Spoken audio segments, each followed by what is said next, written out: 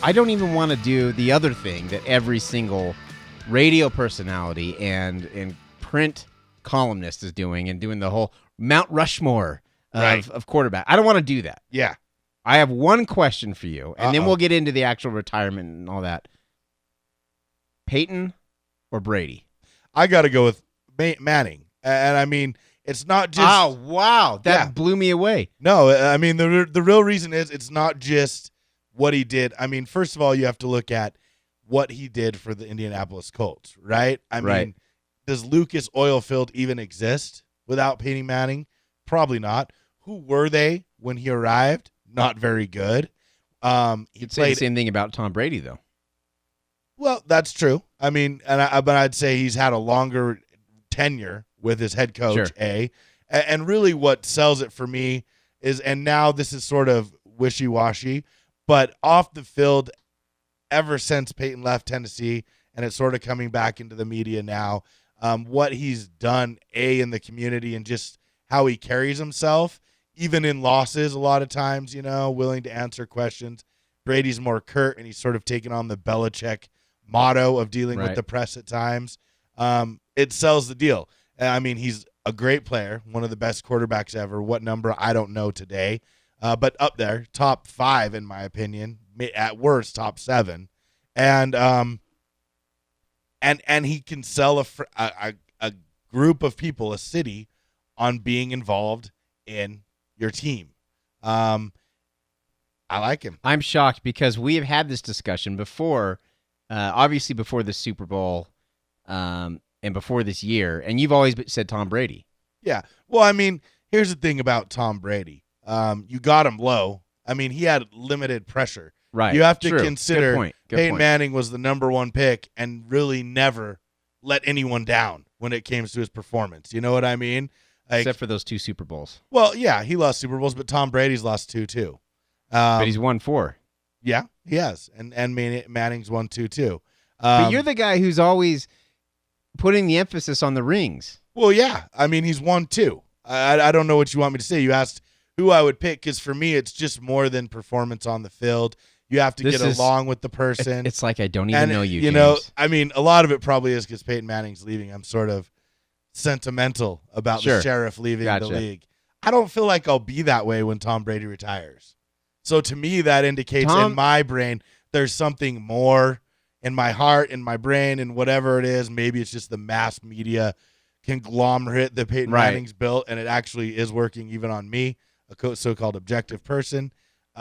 I don't feel like I'll be missing Tom Brady, but I feel like... Well, let's face it, the only people who are going to miss Tom Brady are Patriots fans. Right. There's so much... There are just those question marks with him.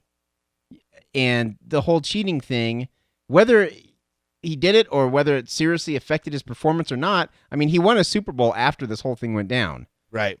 After the whole Deflategate. Lucky Super Bowl win. Yes, Marshawn Lynch on the still 1 won, yard though, man. line. I know. You're the guy who's always like, I know. Won. I'm just saying. So there's just more question marks with him. There's enough gray area in behavior and everything, all the shenanigans that went down with Belichick, that you got to wonder a little bit. So I think maybe that's the doubt creeping in too. It's like, well, Peyton Manning, he's only got really one scandal, and it's honestly come as kind of a shock to everybody who has ever followed his career even remotely. And it didn't have anything to do with on-field stuff, with on-field shenanigans. Right. It didn't affect his winning or losing. Whereas Tom Brady, there are some things that may have affected his record. And you just don't know. You don't know if it does affect it, if it did affect it or not. Yeah. But that question has to be raised. And not only that, I mean, you look at, Peyton Manning, he's number 1 in every category. Now, Brady has a chance. I mean, Brady just re-signed, and he's going to be playing until 2021. So he may have the touchdown record, the yards record. He will. Maybe. You never know. You could get hurt. And, I mean, Peyton's a perfect example of injury, as you get older, can mount, and you never know. Right. Right? I mean, he missed a whole year. Remember that, too. He's number 1, missing a whole season. How old is Peyton Manning? 39. Tom Brady's 38. Right. And Manning is playing. It was not playing. I mean, it's not Manning this Right. year. Obviously, the last 2 years, I would argue, to an Yep. extent. He was the MVP Whereas- 2 years ago. That's true. After coming off neck surgery All for crying out loud. five MVP trophies. Right. I mean, it's just sort of that. And I mean, really, when you think about his time in Indianapolis, it was him that made that team go. 100%. Right. 100%. You could make the argument that Belichick had a lot to do with the Patriots. I mean, there's a lot you could definitely. Well, do those there. defenses were great in the Right. early years. I mean, Absolutely. Vinatieri. That's you true. know, if he has Vinatieri, Yep. who knows if Right. he doesn't have what So- was that crazy kicker's name? He's like, it's the kicker. You're talking about a kicker. Oh, a kicker. Yeah. Peyton Manning said that. I mean, it's just. But here's my question: why is Tom Brady just 1 year younger than him still able to play at such a higher level? Well, I mean, one thing is, first of all, Brady didn't play his first few years in the league. True. I mean, he's behind Bledsoe and whatnot. Secondly, he hasn't taken as many big hits in his true. life. And the one that really hurts, Peyton Manning, it's not the knees, it's the neck, Right. and it really cut down on his arm strength. And minus that neck injury, which cost him a whole year, who knows how many more records, how the number correlated to each record, how much higher it would be. Right. But also, he might still be playing. And this past season might have been another Peyton Manning show. I think for me, what just does it is, and, Brady could be a swell guy. I'm sure if I sat down right. with Tommy Boy, we'd have a blast. You two Me, hit it off Giselle, big time. and the kids, we'd hang out and just, we'd have fun. We'd drink some Sam Adams and kick it, and I'd be saying wicked a lot and stuff like that, and fit right in. No problem. Right. Wicked awesome. Yeah, but it's just something about Peyton that I can't really describe it other than he has that like wry smile, and every time he does that, I just laugh. Like it's like, yep. Yeah. Like, what must it be like to be that guy? And so if I was starting my franchise, there's more, in my opinion, that goes into picking someone to start your franchise than just on the fields. And Peyton has on the field credentials, but it's sort of that off the field, even though it's probably not true, accessibility or kinship with the fans He's got that takes him higher. He has got what Eli Manning does not have. He's got the personality. There's just say quoi. He's so personal. He seems like an everyman. Right. And that's why people love to root for him. Yep. Because he seems just like an average Joe, even though he's not. Right. He's- Clearly. Yeah. So he's got that going for him. And I think that's why people want to root for him. I don't know. Honestly, I was always of the opinion that I think Peyton was ahead of Brady.